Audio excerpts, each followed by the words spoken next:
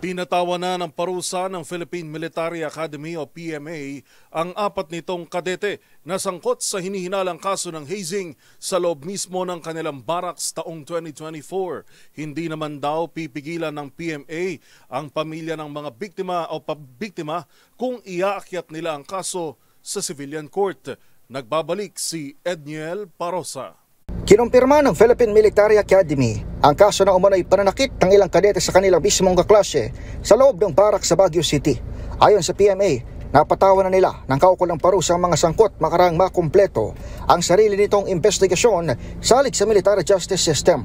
Sa isang pahayag, sinabi ng PMA na isang 4th class cadet ang nakaranas ng hindi na dinetaling pananakit noong Setyembre ng nakarang taon at ngayon ay naranatili sa indefinite leave. The victim is currently on indefinite leave while awaiting discharge orders based on the Armed Forces of the Philippines Medical Board findings unrelated to the injuries sustained. Irerespeto umano ng PMA kung magdedesisyon ng pamilya ng biktima na maghain ng reklamo sa civilian court.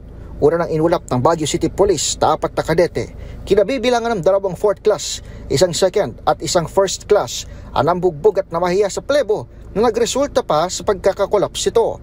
2 sa mga suspect ang nasuspinde, isa ang naparusahan sa command responsibility at isa naman ang nakwit. Pero nilinaw ng PMA na wala pa itong natatanggap na police report. Umapila naman ang Armed Forces of the Philippines sa publiko na manatiling kumpiyansa sa profesionalismo ng nabanggit na institusyon.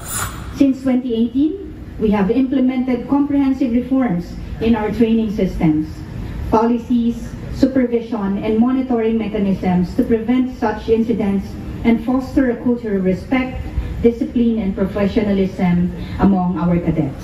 Para sa MBC TV Network News, ito si Edniel Parosa, Radizor H. Una sa Pilipinas, una sa Pilipino.